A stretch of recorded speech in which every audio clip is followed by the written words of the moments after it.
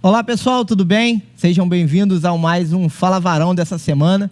E como eu sempre digo, o Fala Varão dessa semana é muito especial.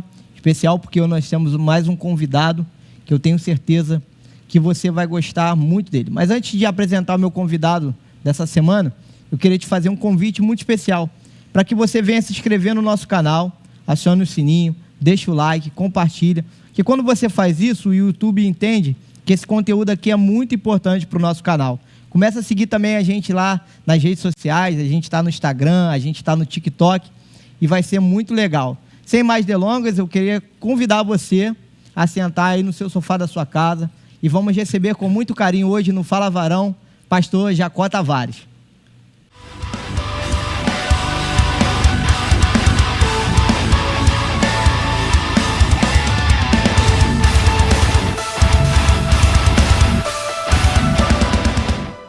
Glória a Deus, estou aqui hoje com o pastor Jacó Tavares, meu primo, pastor, também pai do Ariel. Você lembra do Ariel que esteve aqui semana retrasada no Fala Varão? Está aqui também hoje com a gente, vai contar um pouquinho, né, da sua história de vida, vai contar um pouquinho, né, do tema que a gente vai abordar hoje aqui no Fala Varão. Então eu já queria começar esse programa, pastor, já pedindo ao senhor para se apresentar para quem está em casa agora nos vendo. Quem é o pastor Jacó, de onde o pastor Jacó veio, quantos anos, se é casado.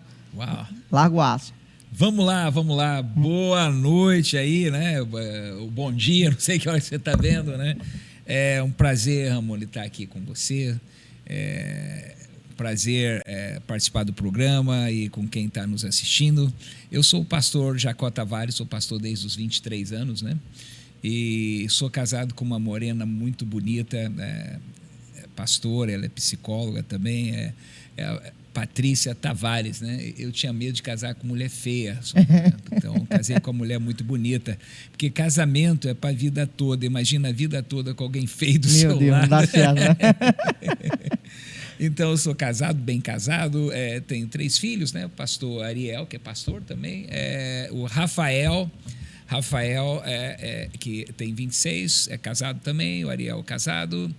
O Ariel, não sei se ele comentou quando veio, ele fazia publicidade, fez até o 5º período, acho, o 6º, aí quis trancar, falou: pai, eu não quero mais isso, não entendi que não é para mim, eu sinto que eu quero fazer outra coisa. Eu perguntei: o que você quer fazer? Ele disse: eu quero fazer uma faculdade de teologia. Ele trancou publicidade e começou o seminário de teologia Batista do Sul, né? E termina esse ano, estamos orgulhosos dele, né? E ele pastoreia em Seropédica. E o Rafa tem 26, termina Direito esse ano também, se forma em Direito e também ajuda na igreja, serve ao Senhor conosco, casou com a Bia, o Ariel casou com a Eduarda, e tenho a Maria Eduarda. A Maria Eduarda vai fazer 16 anos agora. Essa é a minha família. Glória a Deus. Então, você conhece um pouquinho do pastor Jacó. Aí, se apresentou, até rápido demais, né? Nosso primeiro convidado que se apresenta rápido, né? No tempo. Estamos em Campo Grande, né? Campo Grande. Eu sou pastor da Safe Church. Muito bem. Pastor, eu queria já começar, antes da gente começar o nosso tema especial, eu queria que o senhor falasse para quem está em casa, como é que começou esse chamado pastoral na vida do senhor, da onde veio, da onde surgiu. O Ariel deu uns spoilers aqui, mas a gente é melhor a gente ouvir de quem viveu mesmo ali, que a gente queria ouvir do senhor hoje, da onde surgiu essa possibilidade de ser pastor, como começou esse ministério, como o senhor sentiu de Deus esse chamado pastoral? Uau, é uma história, né? Eu nasci de uma mãe que era estéril, né? Minha mãe era estéril, não podia ter filho. Meu pai e minha mãe oravam para Deus dar um filho e meu pai orava dizendo: Deus, dá-nos um filho para trabalhar para o Senhor. E aí minha mãe ficou grávida e depois abriu a madre, ela teve mais 4, né? Tem uma irmã que foi morar com Jesus quando tinha 2 anos, eu tinha 4 quando ela faleceu, que é a Raquel. Eu tenho a irmã Leia, tenho o irmão Reinaldo, que mora em Vargem Pequena aqui, e tenho o irmão Elton, que é pastor também, mora nos Estados Unidos. Então, o Elton também é pastor, né? Então, o mais velho virou pastor e o mais novo também, né?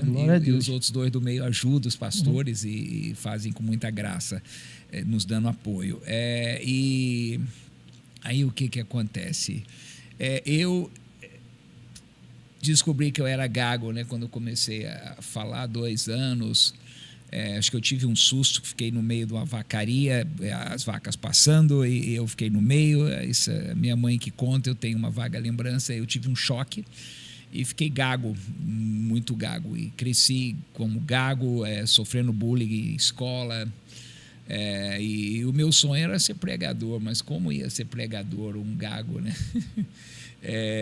E aí nós nos mudamos para o Espírito Santo, nasci aqui no Rio de Janeiro, nos mudamos quando eu tinha 5 para 6 anos e moramos numa fazenda, a fazenda do meu avô lá, e estudei lá num colégio da fazenda, era um grupo escolar. Aí depois meus pais se mudaram para uma cidade chamada Pancas. Lá eu fiquei reprovado na 3ª série. Eu sofria muito com bullying, né? Por causa da gagueira. Sim. E o sonho de ser pregador, mas como ia ser pregador? Um gago. E aí nós voltamos para o Rio de Janeiro, eu tinha 14 para 15, e eu fiquei um tempo afastado de Deus nessa época, porque não consegui me enturmar numa igreja. A gente frequentava a Assembleia de Deus, e era uma igreja, tinha bastante gente, muitos membros, não lembro quantos, mas tinha bastante gente, e eu acabei não me enturmando devido à timidez, devido a estar com complexo de inferioridade por ser gago. Enfim, acabei ficando um pouco para fora e acabei parando de ir e me afastei da igreja. Era difícil afastar de Jesus, né? Mas sim, acabei me envolvendo com companhias, aí já ensino médio, ia muito para show de rock, eu conhecia gente que era artista e tinha muita facilidade de ganhar ingressos, enfim. Mas quando eu tinha 17 anos, eu tive uma experiência que mudou a minha vida. 17 para 18, eu estava tendo tipo um pesadelo, um negócio muito ruim, parecia que eu ia ficar sufocado, ia morrer, e perdendo a respiração. E aí eu abri os olhos assim e eu vi um demônio entrando no meu quarto. Nossa. Uma coisa que horrível, tipo uns 3 metros de altura assim, e eu fiquei apavorado. E aí eu me lembro de ter gritado Jesus. Quando eu vi aquilo, eu vi que era algo maligno, demoníaco, eu gritei Jesus. Quando eu gritei Jesus, aquilo sumiu, puf, desapareceu. Aí eu fiquei muito assustado, peguei meu travesseiro, peguei minha coxa, minha coberta, e eu fui para o quarto dos meus 2 irmãos. Falei, aqui eu não fico mais, não. Com medo, né? Aí fui para o quarto deles, aí fiquei dormindo lá, e isso foi numa sexta-feira, quinta para sexta, mas no meu coração, sabe, um chamado, vai para a igreja, vai para a igreja, vai para a igreja, vai para a igreja. Eu tinha que ir numa igreja, porque eu sabia que precisava de Jesus. Fiquei com medo de ver aquilo de novo. E aí os meus pais eram da Assembleia, mas eu não queria ir na Assembleia. As pessoas me conheciam lá, eu andava de moto, todo mundo ali do bairro me conhecia. Aí eu falei, quero ir numa igreja mais longe. Aí eu fui numa igreja lá na Curicica. Eu morava no Recreio, né? Aí deveria ter umas 300 pessoas no culto, igreja lotada. Eu cheguei, já estava o culto rolando, era uma festividade. Eu falei, se o Senhor me chamar pelo meu nome, eu vou entregar minha vida ao Senhor. Era as aulas de escola bíblica dominical que eu assistia, que o Senhor chamou Samuel, né? A minha mãe sempre ensinava que Deus passou pelo jardim procurando Adão, Adão, Adão, onde estás? Eu falei, se o Senhor me chamar pelo meu nome, eu vou entregar minha vida para o Senhor. E aí o culto foi uma bênção, sabe? A pregação do pastor, foi até uma coisa assim, que eu vou te falar, muito, muito curiosa. Porque eu tinha uns familiares que eram membros de uma igreja em Vitória, que dizia que lá tinha revelação, essas coisas, né? Aí eu vi o nome, essa igreja aqui, mas era outra igreja, não tinha, era uma outra igreja, não tinha nada a ver. Eu falei, eu vou lá. Aí fui. Aí quando o culto rolando, os louvores, eu estava impactado, sentindo a presença de Deus. O pastor fez apelo para aceitar Jesus, desviado voltar, mas eu fiquei na minha, falei, se o Senhor me chamar pelo meu nome, eu vou lá, eu vou entregar minha vida para o Senhor. E aí o pastor estava terminando o culto, eu frustrado, falei, Deus não me chamou pelo meu nome, Deus não quer saber de mim, Deus se esqueceu de mim. Aí o pastor chamou outro pastor para impetrar a bênção apostólica, né? Então, quando ele deu o microfone ao outro pastor para impetrar a bênção apostólica, uma irmã se levantou lá na frente, eu estava lá atrás. Essa irmã se levantou lá na frente, uma senhora do grupo de intercessão da igreja, disse, pastor, eu tenho uma palavra aqui revelada, o Senhor me deu uma visão. Aí o pastor falou, o que é que a senhora viu? E eu vi aquele movimento, eu estava lá atrás, e eu vi o movimento lá na frente, porque aquela igreja não tinha esses costumes, sim. Esse procedimento, esse hábito. Né? Aí a irmã estava conversando com o pastor, eu falei, eu já sei, Deus vai me chamar. Aí a irmã conversou com o pastor falou, vem aqui então e fala o que a senhora quer falar. Ela falou, olha, Deus me mostrou que tem um jovem lá atrás, por nome de Jacó. Meu Deus. E Deus te chama hoje, Jacó, pelo seu nome. Meu Deus. Uau, e Deus quer colocar o prumo na sua vida e você vai ser pregador. Aí eu chorei muito, eu fiquei como uma vara verde, tremia como vara verde e corri para o altar. Ela falou, quem é você? Aí eu levantei a mão e falei, sou eu sou o Jacó. Aí vim para o altar e nunca mais saí, graças a Deus. E como é que aí foi minha conversão, né? Isso. Me batizei, aí sim, pode fazer a pergunta. E aí depois disso tudo, que essa chama começou a arder no teu coração de ser pregador, como é que foi essa caminhada, questão de curso, você estudou? É uma história, né? Pode ficar à vontade, a gente gosta de história. É uma história. Aí fiquei ali naquela igreja, me batizei, uma boa igreja. Não quero citar nome de igrejas aqui, mas o pastor, eu admirava o pastor, e foi uma bênção para mim. Mas os meus pais, o meu pai estava afastado nessa época, meu pai voltou para Jesus também, e estavam na Assembleia de Deus, no Recreio. E aí sempre tinha aquele negócio da família ficar toda numa igreja só, e dia de Santa Ceia eu estava na minha igreja, eles estavam na igreja deles, e sempre tinha aquele clima assim, seria bom se todo mundo estivesse junto. E aí eu acabei indo para a Assembleia de Deus, né? Aí me desliguei lá da outra igreja, o pastor me liberou, me abençoou e me entendeu que era um tempo que eu precisava estar com meu pai, minha mãe e meus irmãos nessa igreja. Aí eu fiquei lá, fui líder de jovens, aí eu fiz o seminário da Assembleia de Deus, né? E foi um tempo que eu tinha muita sede, eu li a Bíblia muitas vezes, comecei a ler muitos livros com sede, e pregava na rua, tinha um grupo de evangelismo, né? Eu ia para a ilha de Guaratiba, botava uma caixa de som num ônibus, e eu tinha um garoto que ia com a guitarra e cantava umas músicas, uns hinos, e eu pregava na rua. E aí tivemos a grata bênção, né, que nós somos gratos, porque quando eu estava pregando, eu descobri que eu não gaguejava mais. E as pessoas me conheciam gago, vinham ver o gago pregar que não gaguejava. E isso foi tremendo. Eu vi muitas curas de Deus curando pessoas na rua.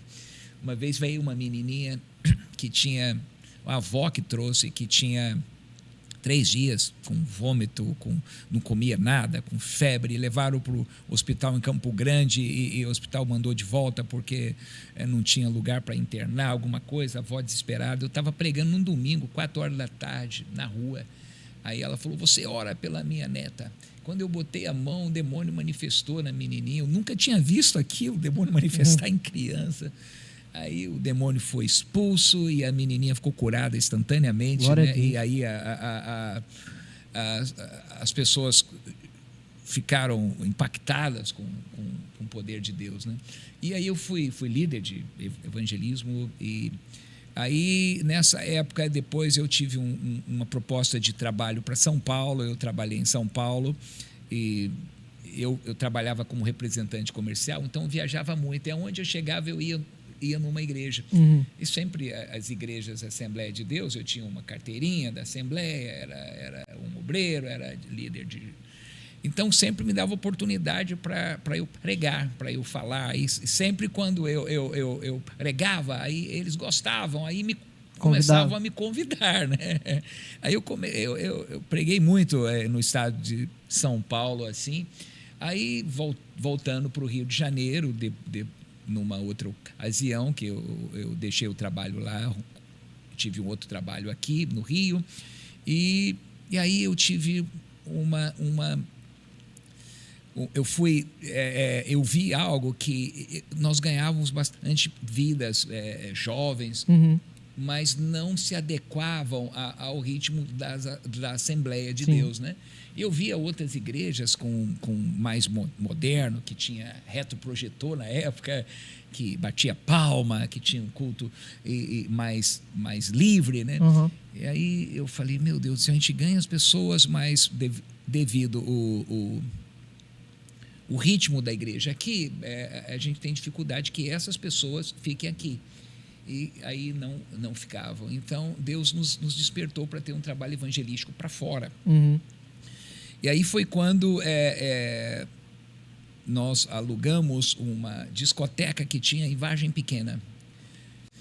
Que era Choque Laser, na né? época, né? Aí eles não tinham atividade lá na Você não lembra, né, Neto, disso, né? Da Choque Laser, né? Não lembro. Aí alugamos a Choque Laser para ter reuniões na segunda-feira. Aonde era a Choque Laser? Fala aí. Onde era Choque Laser. Aonde era ali em Vargem Pequena? Do lado da Boca do Mato ali, tem agora é um galpão, né? Lá, tem um galpão lá grandão. É uma empresa lá, não sei o quê.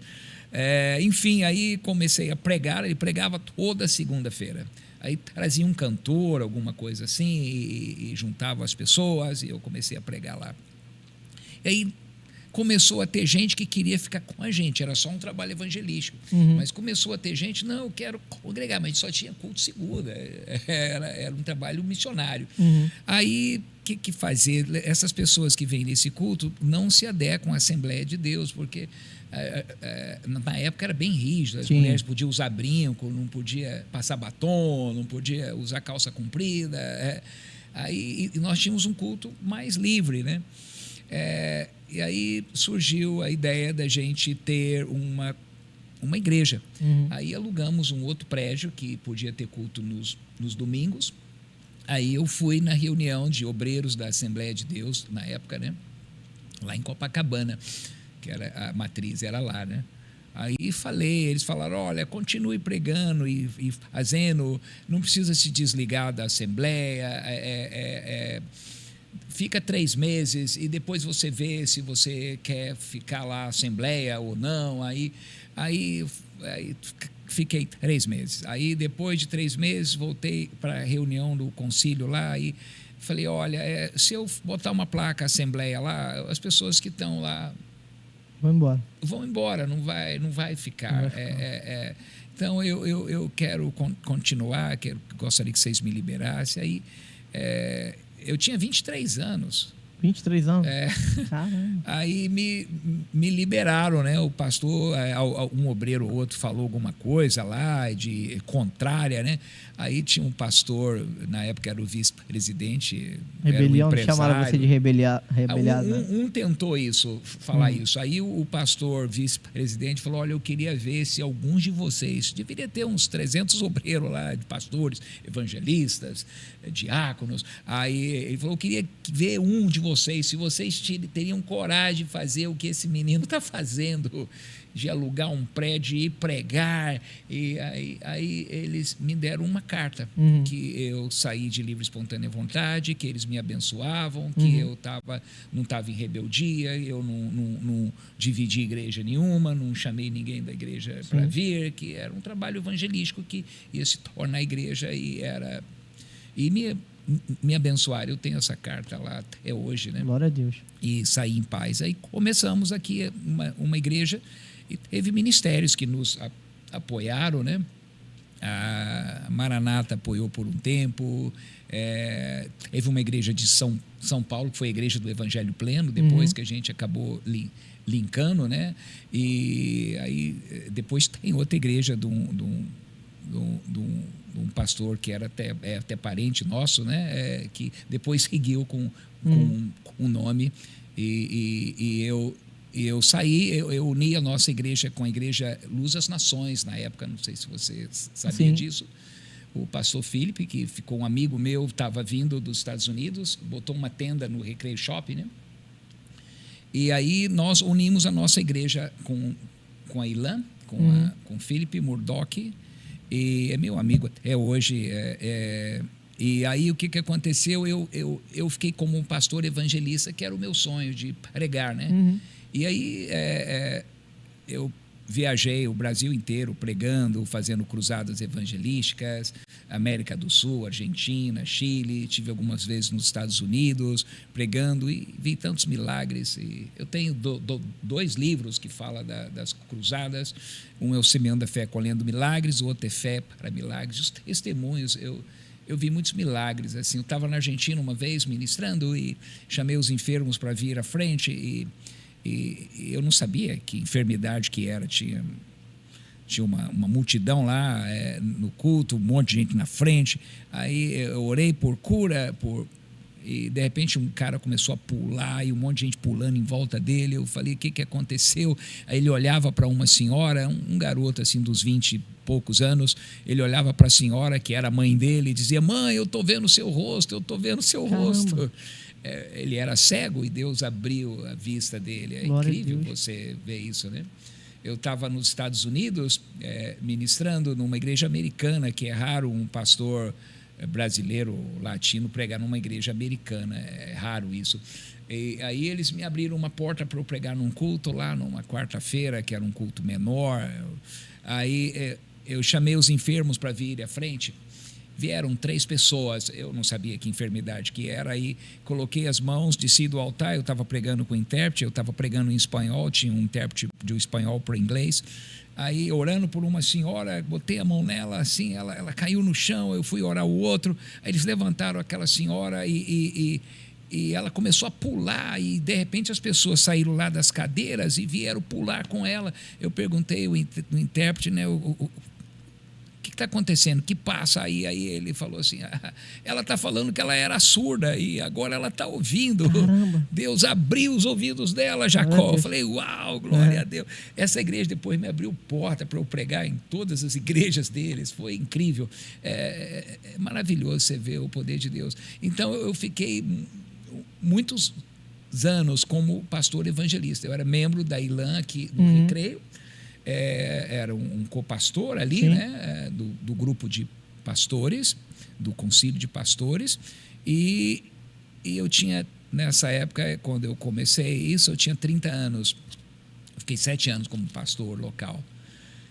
E aí Deus botou no meu coração depois, quando eu fizesse 40 anos, eu ia começar uma igreja que eu ia ser pastor. Eu trabalhei num projeto chamado Global 12, que era o Felipe era responsável pela América do Sul, e era de implantação de igreja. Então, o projeto era plantar 500 igrejas. Ajudava ministérios que já estavam plantando igrejas, né? Que tinha o desejo.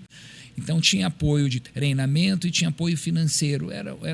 Não era algo muito significativo de oferta, que vinha uma oferta dos Estados Unidos para apoiar igrejas que estavam plantando igreja. Ajudava para comprar cadeira, ou som, alguma coisa assim, né? Então, eu conectava pastores e, com isso, eu era convidado para fazer cruzadas evangelísticas e para ministrar em treinamento de líderes, né? De pequenos grupos. E então, por isso, eu viajei 10 anos, praticamente todos os estados do Brasil, em muitas cidades, Nordeste, Sudeste, Norte e Sul. E como pastor, também me abriu portas para a América do Sul. Então, eu fui muito para o Chile, para a Argentina.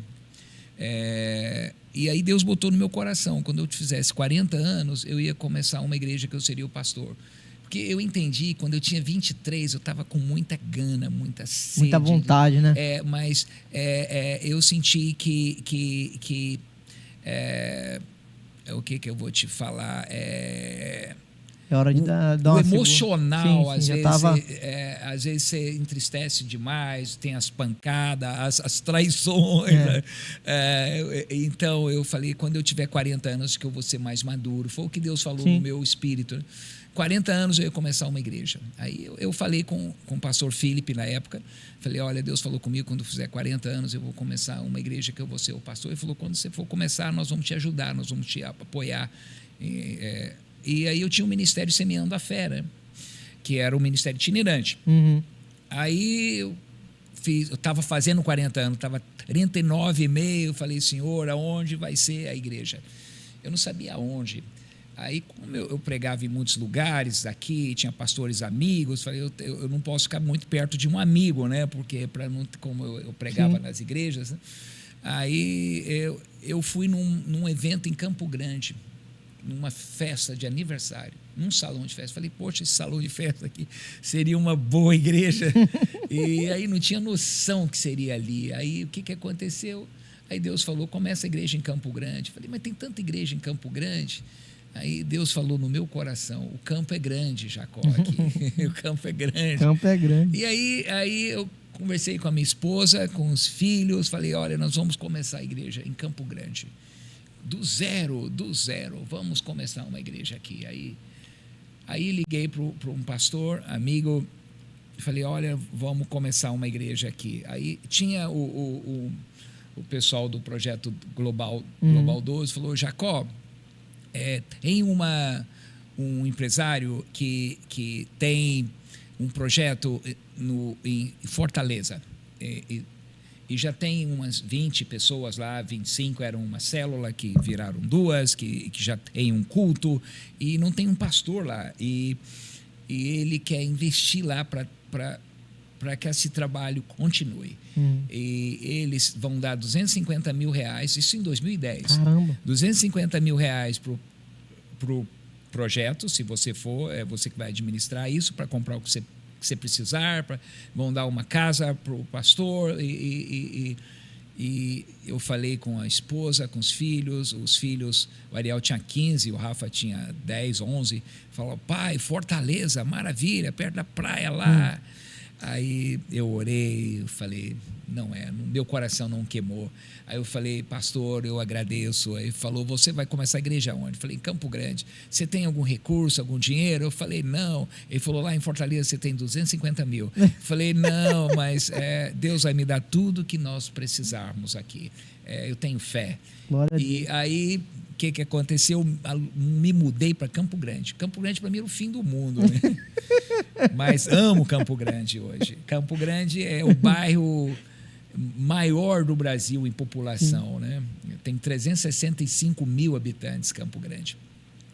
Aí a gente alugou uma casa e nos mudamos, coloquei os filhos numa escola lá, olhei a quadra da escola, aí queria ver a quadra da escola, onde matriculamos as crianças, e aí o dono da escola falou, seu filho gosta de esporte, né?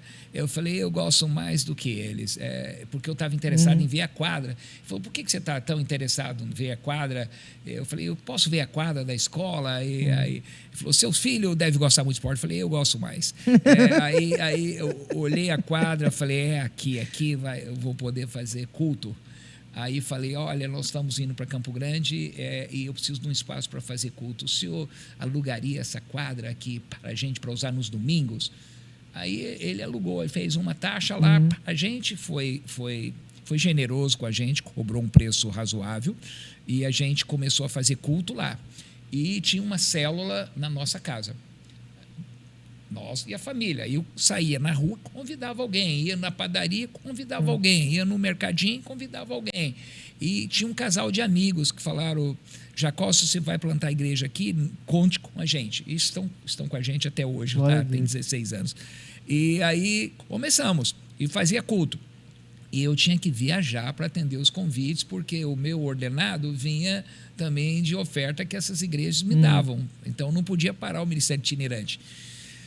Então, eu viajava na quinta-feira para Manaus, um exemplo, e domingo de manhã eu pregava lá, pegava um voo e vinha para o aeroporto aqui, alguém me pegava, e 6 horas da tarde eu estava no nosso culto.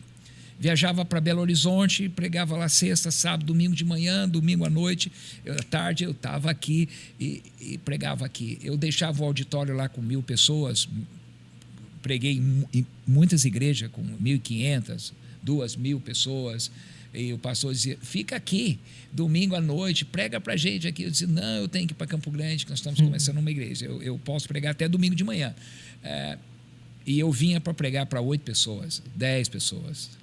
E pregava como se tivesse 1.000 lá. Glória e aí ficava com a família. Segunda, terça-feira, comecei a fazer um treinamento com um discipulado. Quarta-feira tinha uma célula. E quinta, sexta, viajava de novo. Ia para a Argentina, ia para o Chile, ia para o Brasil inteiro. E voltava para o domingo. Aí começamos a ter 15 pessoas, 20 pessoas, 30 pessoas. Aí teve também uma bênção, porque eu pensava assim, a gente alugou um salão de festa, depois da escola a gente alugou um salão de festa, que é o tal salão que eu te falei, né, que ficou como integral a igreja, né, que a escola a gente usava só no domingo. O salão de festa a gente passou a ser integral, o salão fechou para festa e alugou para a gente. Aí tinha eu pensava, quando a gente tiver uns 100 membros, nós vamos comprar um terreno. Aí tinha uns 30. Aí ia um moço, um rapaz no culto, uns 40 anos, assim, 40 e pouco, tinha a minha idade mais ou menos, talvez 2, 3 anos, acho que ele é uns 2 anos mais velho do que eu soube depois, né? Agora eu sei. Aí ele chegava depois que o culto começava, saía, quando acabava o culto ele saía rápido. Aí eu falei: quem é esse cara? Ia com um carro bonitão. Aí um dia ele me parou, falou: pastor, o senhor pode tomar um café comigo? Eu falei: posso, se você pagar o café. Aí, óbvio que é brincadeira, né? Aí eu fui tomar um café com ele. Ele falou: pastor, eu estou vindo aqui e eu estou sendo tão abençoado aqui com essa palavra que o senhor prega de fé, de encorajamento. E eu fiz um negócio e eu estou com uma oferta que eu quero dar para a igreja para comprar um terreno. O salão não é da igreja, né? Eu falei: não é. O senhor tem interesse em comprar um terreno para a igreja? Tem essa visão? Eu falei: claro que tenho. Claro. Eu falei: qual o valor da sua oferta? Qual o valor da sua oferta? Aí ele falou, porque eu precisava saber. Eu falei: vou comprar um terreno. Aí ele falou: quanto deve estar um terreno aqui? Falei: na época eram 100 mil, 2012 isso, 2013. Aí ele falou: eu tenho 60 mil que eu quero dar de oferta aqui. Era um ex-jogador de futebol, eu não sabia. Aí eu vou procurar o terreno. Aí achamos um terreno, 82 mil terreno. Falei: pô, tem 60, vamos negociar esses 22 mil. Aí eu liguei para um amigo e falou: Jacó, nos Estados Unidos, quando... Foi até o Philip Murdoch, né? Quando nos Estados Unidos, quando tem uma igreja vai comprar um terreno, vai enviar um missionário, alguma coisa assim, às vezes tem outra igreja grande, rica, ou um empresário, que desafia o pastor, diz assim: se você arrecadar 1.000, eu dou 1.000 de oferta, então dobra a oferta. Se você arrecadar 10 mil, nós damos mais 10 mil. Então, o que você arrecadar, nós dobramos. Eu falei: poxa, boa cultura essa americana, né? No Brasil nunca vi isso. Falei: mas Deus pode fazer. Mas Deus pode fazer. Você nunca pode fechar a porta para o milagre, né? Sim. Deus pode fazer. Aí foi para o altar. Tinha umas 30 pessoas no culto. Pessoal classe média baixa, tal. Aí, quando eu passei o vídeo do Abraão, da oferta, a gente já tem 60 mil, vamos comprar o terreno, 82. Aí você faz uma promessa de oferta, você pode escrever num papelzinho, te deu um papel e para trazer no dia X.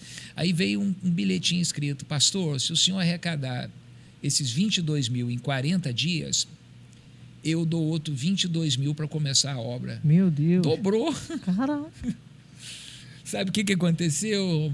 Deus abençoou, a gente levantou 22 mil em 40 dias. Caramba. E a pessoa honrou com os 22 mil, quer dizer, a gente pagou o terreno e ainda tinha dinheiro. Sobraram 22 mil que a gente comprou estrutura metálica e começamos a obra aí. E aí, hoje nós estamos no nosso prédio local, né? Próprio, né? E hoje o nosso auditório cabe 300 pessoas, nós temos 2 cultos, que não entra todo mundo, nós temos uns... Hoje ali em Campo Grande nós estamos com uns 400 membros, 500, eu acho que quase 500. A gente tem 40 pequenos grupos, 40 células nas casas, fora a célula de crianças.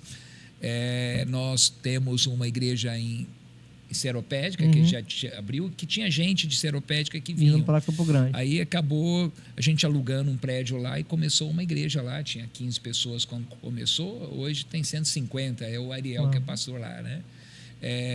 Tem Itaguaí também, que tinha um pequeno grupo também, pessoas que vinham a Campo Grande, acabou começando uma igreja lá, a gente enviou o pastor, tem o pastor Hilton que está lá, também deve ter umas 60 pessoas lá.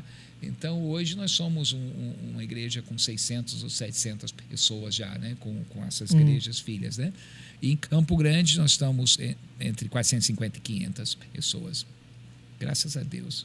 Glória a Deus. Estamos lá. Amém. Gente, vocês escutaram um pouquinho da história do pastor Jacó. Como eu sempre digo, a gente vai para um rápido bloco aí. É uma aguinha na colher e já a gente volta, tá? Na WJM Moda Cristã, acreditamos que se vestir bem é uma forma de honrar a Deus e refletir a sua luz. Localizada no coração de Vargem Grande, nossa loja nasceu para unir a elegância, a modéstia e as tendências atuais. Aqui, você encontra looks que valorizam a sua beleza sem abrir mão dos seus princípios. Seja para o culto, um evento especial ou para o dia a dia, a WJM oferece peças selecionadas com carinho, garantindo qualidade, conforto e aquele caimento perfeito que você merece. WJM Moda Cristã, vestindo você com propósito e elegância.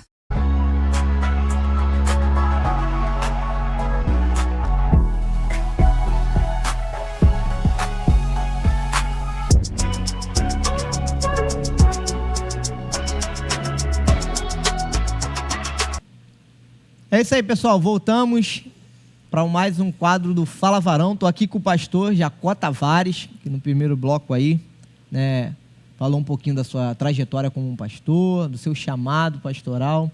E o primeiro quadro foi muito legal. Mas antes de começar aqui, já entrar nas perguntas aqui do nosso tema de hoje, que é crise de identidade e consumo, eu queria te pedir para você não se esquecer de se inscrever no nosso canal, deixar o joinha, compartilhar, comentar, porque você faz isso, ajuda o nosso canal a crescer. Pastor, a gente tem um quadro aqui no Fala Varão, que é o Pergunta Varão. Vamos lá. Onde pessoas mandam para cá algumas perguntas e aí o nosso convidado tem essa responsabilidade de responder para quem mandou as perguntas. Vamos nessa. Vamos lá, pode mandar aí o nosso quadro aí. Fala Varão.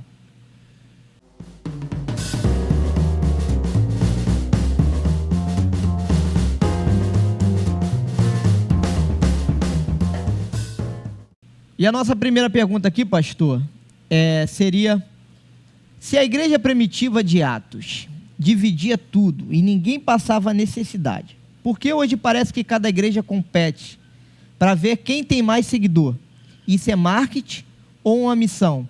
Como o varão comum não cai nessa de virar número? Que ele está falando sobre questão de consumo. Uau, boa pergunta. A igreja primitiva, Atos dos Apóstolos, né? A Bíblia diz que ela caiu na graça do povo, né? E Deus acrescentava todos os dias as pessoas que iam sendo salvas, né? A igreja funcionava no templo e também nas casas, a Bíblia diz de casa em casa, e compartilhava o pão e ninguém tinha necessidade alguma, porque as necessidades eram supridas, né? Essas necessidades não só materiais, mas em todos os aspectos, porque Deus operava com poder na igreja, né? Cura, você vê a sombra de Pedro. Sim, curava, né? E o amor de repartir, de ajudar o órfão, de ajudar a viúva, foi ali Atos que instituíram os diáconos para cuidar das pessoas, era a obra social a igreja, né? Então, a chave ali que a igreja caía na graça do povo e Deus acrescentava. Sim. As pessoas queriam ser parte, né? Naquela época não tinha Instagram, não tinha Facebook, não tinha YouTube, mas as pessoas seguiam onde tinha, a igreja estava, né? E qual é a ideia hoje? Se é propósito, como é que é a pergunta, ou se é...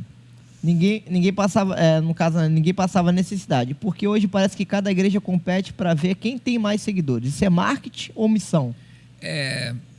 Eu acho que é perspectiva de quem está olhando, né? Diz que cada ponto de vista se vê de um ponto. Sim, né? Com certeza. É claro que tem hoje o marketing. O senhor, vamos falar do senhor. O marketing, eu acho que faz parte para atrair as pessoas. Né? O senhor, como é que o senhor vê essa questão? Eu acho que precisa ter. Não é bom a igreja fazer algo e mostrar que está fazendo, né? Exatamente. Eu conheço igreja que faz coisas lindas. A gente no Natal, em Campo Grande, a gente doou 100 cestas básicas. A gente doou, acho que uns 200 pares de tênis novos. A gente fez cestas básicas com aquele frango de Natal, Chester, né? Botou nas redes sociais isso. E as pessoas... isso ajudou as pessoas também a doarem, a se... Como é que fala? Quando as pessoas se engajam, né? Se comprometem em participar. Foi bom fazer... Foi bom mostrar que faz, que as pessoas veem o que a igreja está fazendo, né? Em uma escola em Campo Grande, que a nossa igreja pinta o muro todo ano lá. Agora nós vamos pintar agora outra vez. É muito muro. E vão os andresos lá, e os homens que sobem a montanha com a gente, né? E pintam o muro. Isso tudo faz marketing, claro. Sim. Que faz. Isso ajuda a comunidade ver a igreja, aproxima a comunidade à igreja. A igreja fica uma igreja amiga da comunidade, né? E isso aproxima. Às vezes as pessoas não iriam à igreja, mas ela começa a ouvir da igreja, começa a ver o que a igreja faz e se aproxima. É óbvio que a Bíblia diz que nós seremos julgados pelas nossas obras, né? Deus vê o coração, o homem vê a aparência, Deus vê o coração, e que as nossas obras serão provadas no fogo. Obra de palha, de madeira, ou obras de pedras preciosas. Sim. Então, Deus vai ver o coração. O nosso coração deve ser de ajudar o próximo. O nosso coração deve ser de pregar o evangelho. O apóstolo Paulo diz: fiz de tudo, né, para ganhar alguns, né? Então, nós temos que fazer de tudo. Agora, depende da perspectiva de alguém que está olhando isso. Com que perspectiva, né? A igreja quer aparecer, está competindo para ganhar seguidores, sei lá, pode ser até alguém que faça isso, mas eu creio que o coração deve ser, sim, fazer, e se tem seguidores, glória a Deus que tenha. E as pessoas às vezes vai para a rede social para colocar aquilo que não presta, né, e tá lá, e a igreja, quando vem, faz um projeto social, uma obra social. Coloque lá. Exatamente. Coloque coisa boa. Porque tem muitas pessoas também que eu vejo, pastor, assim, eu posso também estar errado, né? Mas eu vejo muitas pessoas, às vezes, que criticam muito a igreja, mas a igreja, ela tem um papel fundamental na sociedade, né? Só vê aí, a igreja ajuda com cestas básicas, muitas pessoas que o governo às vezes não ajuda. E a maior obra social é o Evangelho. É o Evangelho. O Evangelho transforma o alcoólatra em não alcoólatra, liberta, transforma o drogado em não drogado, transforma um homem violento, um marido violento num bom marido, uma mulher numa boa esposa. O Evangelho dá norte para as pessoas, não só eterno, mas para essa vida. Outro dia eu vi uma entrevista de um filósofo num programa de televisão. Um filósofo até com fama nacional, me esqueci o nome dele agora, ele falando assim, a igreja evangélica faz um bem danado para as pessoas. Eu falei, que bem danado é esse? Aí o repórter falou, mas que bem? Aí ele falou assim, olha, as pessoas no final de semana têm um lugar para ir. Que não paga nada, porque as pessoas que queriam ir para o cinema, queriam ir para o teatro, e você não pode ir todo final de semana para o estádio de futebol, o ingresso é caro. Não, mas para a igreja ele pode ir, pode levar o filho, ele pode levar a filha, pode levar o amigo, pode levar o jovem. Então ele tem um lugar para ir, que ele toma um banho, que ele põe uma roupa bonita, que ele põe um perfume, e que ele tem um lugar para ir, que ele vai ouvir uma palestra, ele vai ouvir uma pregação, que ele vai ver pessoas, que ele vai interagir, que ele vai ver um amigo. Eu falei, olha, que visão que esse cara mundano teve. Eu falei, maravilha. Imagina se o Rio de Janeiro não tivesse igreja, cara. Como é que seria o mundo sem igreja? Meu Deus. Que trevas, que escuridão. A igreja é luz. Então, vamos colocar no Instagram, no Facebook, vamos fazer o YouTube, vamos botar no TikTok e vamos pegar seguidores. Glória a Deus. Me siga lá no Instagram, Pastor Jacó Tavares. Próxima pergunta.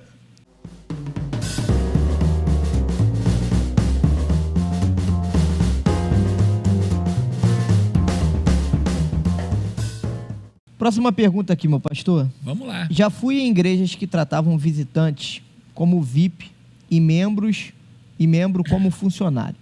Quando a gente vira cliente, a culpa é do pastor ou é minha, que só apareço para buscar bênção? E ele cita um texto aqui, em 1 Coríntios 12, 27, que diz que somos corpo. O corpo cobra mensalidade? Ele está perguntando aqui.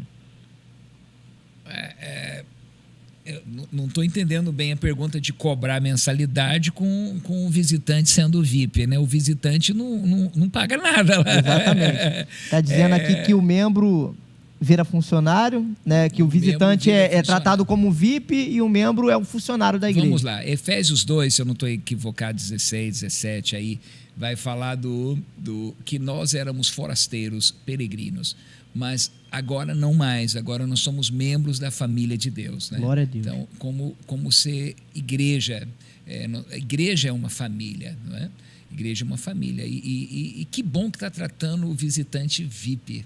Eu acho que a pessoa mais importante da igreja é o visitante, que o nosso propósito é ele, é ganhar o não crente, é o que não conheceu Jesus, o que não está plantado na igreja. Ele é a pessoa mais importante, eu acho, porque é óbvio, eu estou saindo do contexto religioso, a pessoa mais importante é Jesus, com óbvio, não me entenda mal. Sim, claro. Mas para Jesus, eu acho que nós devemos deixar as 99. Sim. Deixa as 99 estão salvas, estão seguras no aprisco. O nosso objetivo é buscar a ovelha perdida, ele é o VIP mesmo. Nós devemos buscar, dar o melhor lugar para ele, dar um presente para ele, atenção, receba com alegria ele. E aí, é óbvio.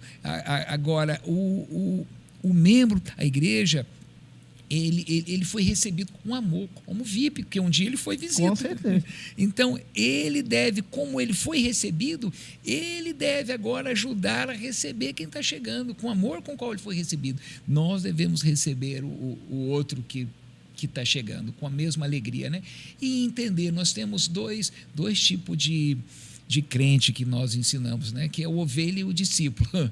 O ovelha é né? Me dá, meu. Ovelha. Ovelha é para ser cuidado. Num sentido geral, todos nós somos ovelhas. Mas Deus quer mudar a sua mentalidade de ovelha para discípulo. O ovelha eu quero ser cuidado, eu quero ser servido, eu preciso. O discípulo eu quero servir, eu quero ajudar, eu quero cooperar. Não é para mim, é para os outros. Então, quando eu sou ovelha, é para mim, o cuidado é para mim, eu preciso. Mas quando eu sou discípulo, eu quero servir os outros, eu quero servir os outros, eu quero servir os outros, eu quero cooperar, eu quero deixar de ser consumista e eu quero ser contribuinte, eu quero contribuir. Aí está a diferença do consumista do contribuinte, né? A igreja hoje tem alguns que são consumistas, a igreja é para ele quer consumir o louvor, ele quer consumir a pregação, ele quer consumir a cadeira estufada, ele quer consumir o ar-condicionado, a água da igreja gelada, tudo bem, é natural, mas nós devemos sair desse lugar de consumista e estarmos no lugar de contribuinte, contribuir para isso funcionar, contribuir para o evangelho chegar a outra pessoa.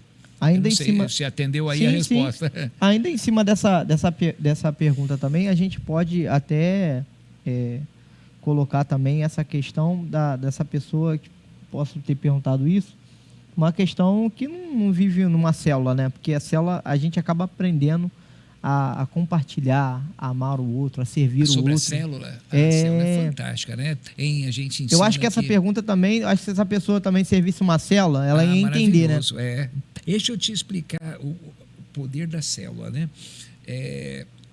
80% das igrejas não passa de 70, 80 membros, porque o pastor não dá conta, então a igreja fica estagnada. A igreja em célula é uma maneira da igreja crescer sem limites, né? Porque você tem mais líderes. Nem todo mundo vai ter título de pastor, mas todo mundo pode ter o coração de pastor, sim, de servir, de ajudar, né? Você já ouviu aquela música, quem está me ouvindo aí deve lembrar, alguém aí que está crente mais antigo, Saudade da Igreja Pequena que era sim, igreja sim, de verdade. Igreja pequena é bom? Claro que é, não vamos ser hipócritas. Claro que igreja pequena é bom. Por que a gente tem a visão que a igreja pequena é boa? Porque a igreja pequena sabe o nome de todo mundo. E é bom quando as pessoas, fácil, né? É bom quando as pessoas sabem o nosso nome, chama a gente pelo nome, sim, né? A igreja pequena, se alguém falta, faz falta. A igreja pequena sabe do dia do seu aniversário. A igreja pequena, se tem alguém passando uma luta, uma crise familiar, está desempregado, a gente sabe. Todo mundo sabe. Se alguém viajou, todo mundo sabe. Mas a igreja grande, não. A igreja grande, a igreja que passou de 200 membros, passou de 100, já é considerada igreja grande. A pessoa falta, não faz falta. Não dá para saber o nome de todo mundo. A pessoa viajou, ninguém sabe, ninguém soube, ficou doente, ninguém sabe. Então, a igreja em célula ajuda a gente a manter-se sendo igreja pequena e a gente pode ser igreja grande. Igreja grande é bom? Claro que é, claro que é. Igreja grande faz coisas expressivas. Igreja grande parece que o ambiente do culto é mais poderoso, o louvor parece que flui mais, a pregação, o pastor parece que está mais animado. E todo mundo gosta de ser parte de algo grande, de algo relevante. Sim. Então, a igreja em célula, eu acho que aqui vocês, sim, a Batista de Vargem Grande está em células, né? A nossa igreja em célula. É um método de você ser igreja pequena nas casas e igreja grande no domingo. E celebração, né? Faz 2 cultos, faz 3, faz 4, ou tem um auditório maior. Então, supre a necessidade da igreja pequena de saber o aniversário, de se alguém faltou, faz falta. O líder de célula vê quem faltou no domingo, se está doente, se está desempregado, se está numa crise, e vai receber cuidado, vai receber oração. E nós podemos ser igreja grande. A igreja de Atos era igreja nas casas e igreja no templo, né? Paulo diz em Atos 20, eu não cessei de ensinar, tanto publicamente quanto de casa em casa. Atos, né, 5 diz que a igreja se reunia no templo e nas casas. Não é maravilhoso? Não sei se respondeu a pergunta. Com certeza. Vamos receber todos com amor e o visitante é VIP. É VIP. Próximo.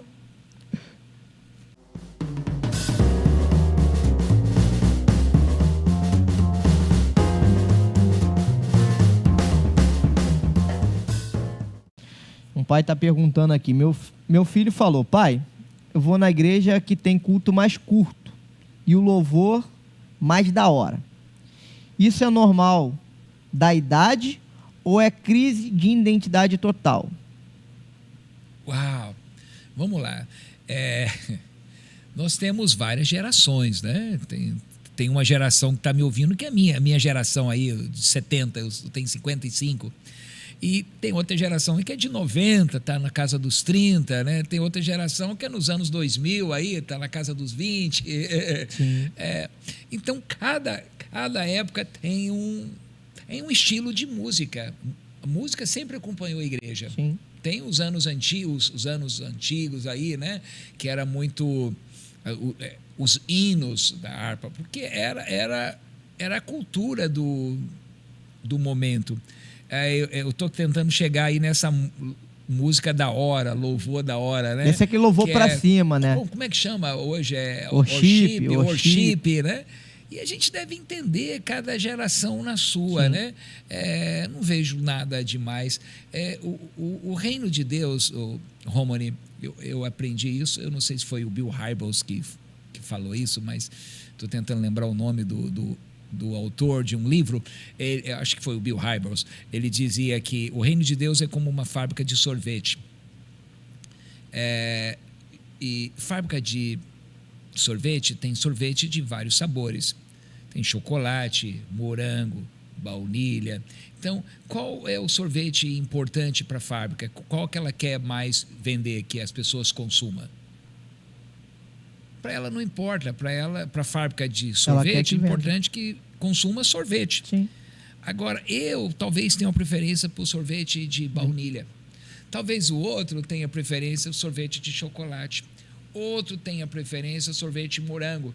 Então, por isso nós temos várias igrejas, vários ministérios. Sim, exatamente. Um é sabor morango, outro é sabor baunilha. Então, ache o seu sabor. Tem igreja para todo gosto, né? Ache o seu sabor, ache o seu sabor. O importante é que o fundamento seja Cristo, diz a Bíblia. O fundamento é Cristo e cada um edifica. Nós temos liberdade. Um gosta lá de cântico mais antigo, outros mais moderno, outros mais worship, né? Worship. Importante que o fundamento seja Cristo. Glória a Deus. Pastor, para a gente ir caminhando para o final, Uau, eu queria... Já. Que pena, né? Para a gente ir caminhando para o final, pastor, eu queria que o senhor olhasse agora para aquela câmera que está bem posta ali agora para o senhor. O senhor deixasse uma palavra para quem está nos assistindo agora, que sentiu assim um chamado pastoral, mas está talvez com essa crise de identidade. Talvez está meio perdido, talvez está na igreja, mas está dentro da igreja, mas está perdido. Talvez tem algo, Deus chamou ele para fazer algo e ele ainda não despertou, né, para fazer. Eu queria que o senhor deixasse uma palavra pastoral para essa pessoa que está nos vendo agora, né, diante de Deus, da palavra. Esse é o momento do senhor. Então vamos lá. Hebreus capítulo 12, versículo 1, 2, 3, né, que a Bíblia diz que nós que estamos rodeados por tão grande nuvem de testemunhas, né? Deixemos todo embaraço e o pecado que tão de perto nos rodeia e corramos com perseverança a carreira que nos está proposta, olhando para Jesus, né? Autor e consumador da nossa fé, que suportou a luta, suportou as afrontas, suportou, olhando para a alegria que estava proposta, né? Por quando você cumpre a sua carreira. Então, a carreira que está proposta é uma proposta de Deus, é uma proposta, você diz sim ou não. Então, nuvem de testemunhas, pessoas de Hebreus 11 que aceitaram o convite e foram e pagaram o preço. E nós vamos ter as lutas, dificuldades, mas olhe para Jesus e persevere. Quando o Saul foi ungido, Atos 10, né? Que Samuel derramou óleo na cabeça dele, diz: você vai encontrar o rancho lá de profetas e você vai profetizar com eles, o Espírito do Senhor se apoderará de você. E aí ele diz: o que te vier as mãos para fazer, faça conforme as suas forças, porque o Senhor é contigo. Então, o que te vier as mãos para fazer, meu irmão, faça. Eu sempre peguei as coisas que vieram para eu fazer e eu fiz com todo amor e afinco. Eu sabia que o Senhor era comigo. Então, sirva. Meu pai sempre me ensinou um negócio, dizendo: meu filho, ninguém está pronto para o ministério, até que esteja pronto para fazer qualquer coisa no ministério. Então, o que foi te dado para fazer? limpar as cadeiras, limpe. O que foi te dado para fazer? Tem uma necessidade no departamento infantil da igreja? Vai lá e sirva, arregaça as mangas. O que te deu oportunidade para fazer? Auxiliar numa célula? Auxilia. Dê oportunidade para cantar, cante. O que te vier as mãos para fazer, faça conforme as suas forças. Nós somos chamados para servir, Ramone. Se eu ficar lá na porta, eu estou servindo a Deus? Sim. Se eu estou liderando uma célula, eu estou servindo? Se eu estou cantando, eu estou servindo? Então, o importante, a priori, é eu servir. Depois vem os dons. A primeira coisa é eu servir. O importante é eu estar servindo a Deus. Não vou escolher lugar. Glória a Deus. Vai em frente. Pastor, eu queria agradecer o senhor pela essa oportunidade de receber o senhor aqui no Fala Varão. Espero ver o senhor mais vezes aqui. Obrigado. Vou combinar de trazer o Ariel e o pastor Jacó aqui, junto, os dois. Uau, vai ser fazer top. um tema aqui bem legal, aqui um tema bem pra cima mesmo. Pode chamar o Rafa também. O Rafa vai dar pano pra manga também. Então vou chamar os 3. Dá pra 3? Né? Dá, então glória! Então a gente vai conseguir trazer os 3 aqui e gravar com os 3. Pastor, muito obrigado, tá? Mais uma vez. Deus continue abençoando o senhor. Eu agradeço pelo convite, uma alegria estar com você aqui e com sua audiência aí. E me siga lá no Instagram, Pastor Jacó Tavares. Está passando aí na sua televisão agora o Instagram do Pastor Jacó. Siga ele lá, tá? Deixa o joinha lá. E quando sair o Fala Varão, você já começa a curtir a gente e seguir. Gente, esse foi mais um Fala Varão dessa semana. E até logo com o próximo tema do Fala Varão. Deus abençoe a todos.